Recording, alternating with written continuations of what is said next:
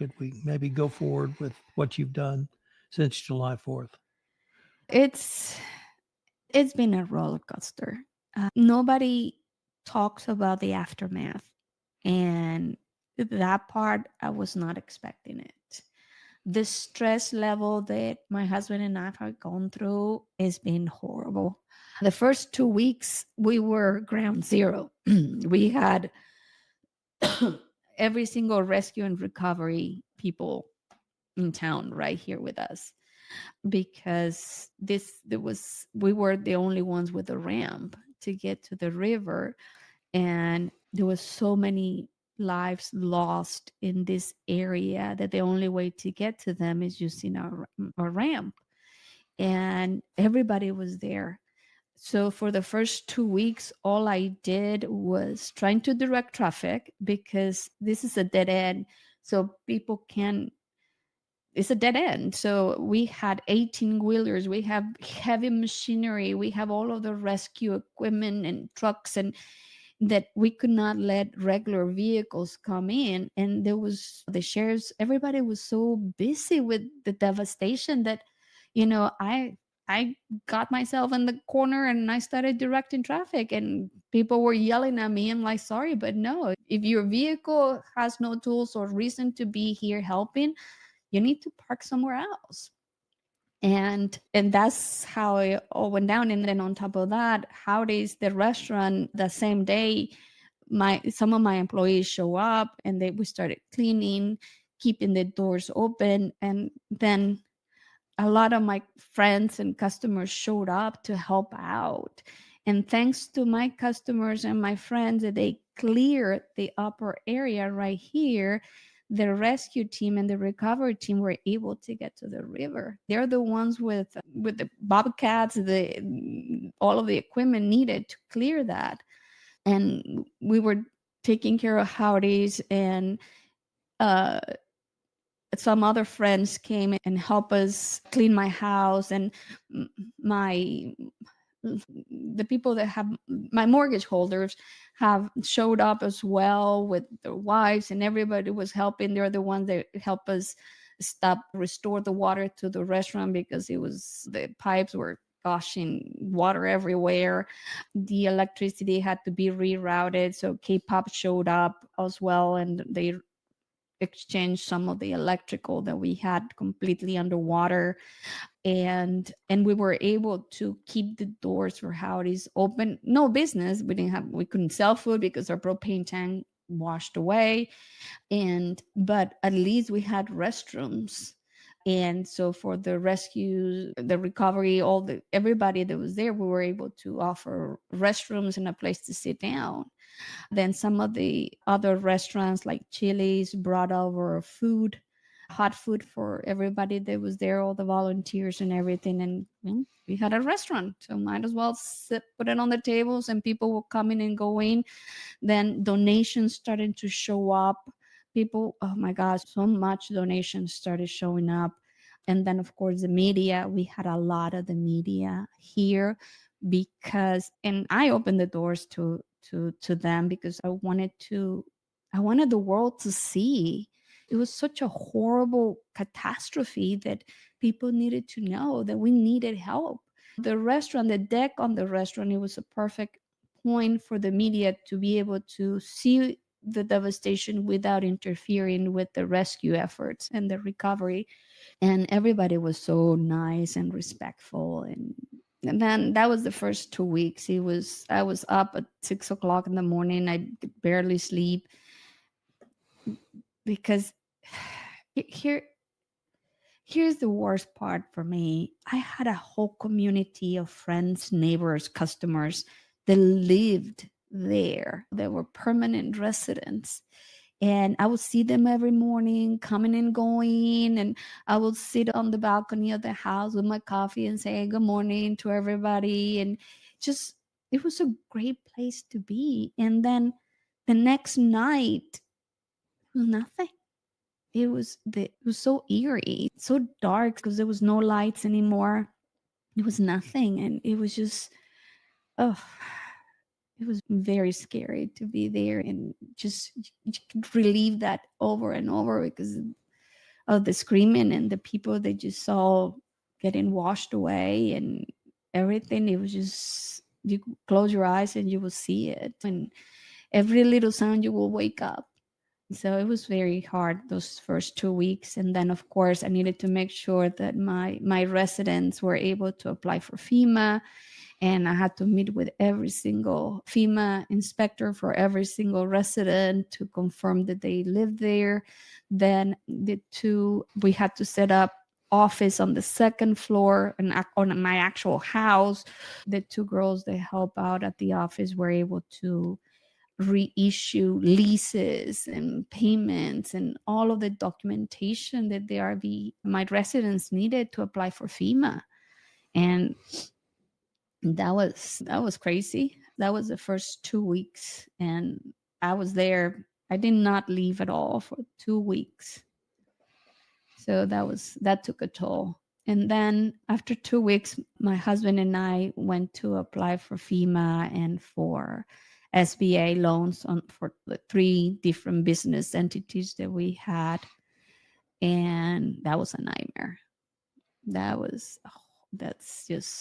It's ridiculous what you have to go through and bend over backwards, and for something that I believe is easy to achieve if the SBA, for example, my case, was able to be in communication with the state controller. We're paying sales tax every month, or with the appraisal district, they can see who owns the property, or the secretary of the state to show ownership on the companies, and the IRS to show our paperwork, our income tax, because all of my documentation flooded. It was destroyed. It was horrible. And that added so much more stress to everything that we were going through. I remember in that morning, the sun was coming out on July 4th. My husband and I just standing right there underneath the arch and just looking at it. And my husband is such a positive attitude, and he was just, don't worry about it. We'll rebuild it. We'll figure it out. And I was just like in a daze trying to figure it out how we were going to do that. And we're still trying to figure it out. We don't know how we're going to do it. So as you moved through the FEMA and other process, did the community still respond to you and your businesses? What was that like for you? That actually gave me hope. The community, the customers, my friends, family, because everybody showed up. Everybody came by to say, how can we help? What can we do? And everybody, whether they were rescuing, doing the recovery, the search and recovery down the river, or cleaning up, or helping out. My friends helped me, like I said, cleaning, just to get the mud out of their house and cut the sheetrock, start letting it dry, so to avoid mold, and try to see what can we recover, and also seeing looters, helping with looters, and we had several of those. And also crazy people that they were thinking they're volunteering, but it was scary. So having that support, it was amazing. We got a propane tank donated by Hill Country Propane, and they installed it. So within about almost a week after the flood, we were able to have food again and be able to open for business, even though we never closed our doors, but we were actually able to open for business. And so we were very lucky in that end. And my God, the amount of people that came by and help, and the donations, and it was amazing. How's your husband doing out of all this? He's stressed. We both have high blood pressure now. He's clenching his jaw so much that he's cracking his teeth, unfortunately, at one point. But he's an optimistic person. So he's engineer. And of course, he's an Aggie. And all he can think is the vision of what he wants to build now, what is going to look like. But we still, right now, we're in talks with our mortgage holder, which are amazing people. And they've been willing to work with us because obviously we can't pay our mortgage. And so that helps, just seeing how amazing everybody's been so far. For me, the most horrible thing that I have to go through after the flood has been dealing with the SBA. Why was that so horrible? Here you are, stress. And you're trying to move on, and you hear all the stories about, oh yeah, a federal disaster loan after President Trump declared that to be the case on July 5th. And we were like, oh my God, at least we're going to be able to get a loan to rebuild and pay our mortgage and keep my employees. And then the process started. I have to say the people were very nice. It's the process that I have a problem with. First of all, if you don't submit the documents they ask for within 3 days, they put a hold on your loan. So the more holds there is, the longer it takes for you to get the money. And at that point, all the electricity, I still had bills to pay. I still have payroll that was due that week. And so I was trying to rush to get all the documentation. And I put so much focus on that for about 3 months. It was almost on a daily basis that I will go to the SBA or upload the documents online. And it was one document after another that it became unrealistic. And then at the end, to let us know that, oh, I'm sorry, you don't have enough collateral, so we're going to deny you. All 3 loans got denied. So why didn't you start with that? Why did you let us go through 3 months of drooling and calling the Secretary of State, calling my CPA, calling my banker, calling my lawyer, calling everybody I can think of to get the paperwork, just for them to say, oh, you don't have enough collateral? Why? I don't understand. And they were asking for ridiculous documentation. I've gone through loan processes before with the banks, which is a normal process. This one was the most horrible experience that I've ever had. I own it. I show proof of ownership, but because the property has 3 separate addresses. And because of if one address was not listed the right way, you have to restart the whole process again. And because some of them was under my husband's name, some of them was under my name, and even though it's one single company that owns all of it, I still had to show proof of ownership for every single one of them. But I understand that part, but they wanted operating agreements. I'm like, an operating agreement with who? With myself? And they say yes, with yourself. So I had to go back to the office, get an operating agreement, sign it, and submit it. That's ridiculous. Or the articles of incorporation. Why do you need my articles of incorporation? I'm an LLC. You'd see and on, and it was one after another. It was too much. And that's when I was at the SBA. The last time I was there, I collapsed and they had to rush me to the hospital because it was just the stress, knowing that it's been 3 months. You can't get anywhere with them. You still have so much more documents. And every week is, okay, that's it. Okay, they have everything. And then on Monday morning, you had to submit this other piece of paper. And there it goes again. And you only have 3 days to submit them. Otherwise, they put you on hold. And then you had to reactivate it. And it was just a nightmare. And then the interest rate, 4 to 8% interest rate. I bought this property 4 years ago, and I don't have enough equity built yet. I sold my beautiful house to put a down payment on this place. And They wanted what else they wanted. And at one point, they asked me, do you have any other properties that you can put as collateral? And I'm like, what happens if I default? And they said, we'll take it all. And I said, no, you're not worth it. This is not a federal disaster loan. This is, we're going to screw you loan type of deal. No, they are I will recommend everybody to stay away from the SBA. So we're recording this the week of Thanksgiving. As we move into this part of the year, what are your plans going forward? Or maybe even what's your hope going forward? The one thing is that every time I've been staying away from the restaurant, I used to be one of those owners that I'm there 16-hour days, and I've been stepping back, doctor's orders.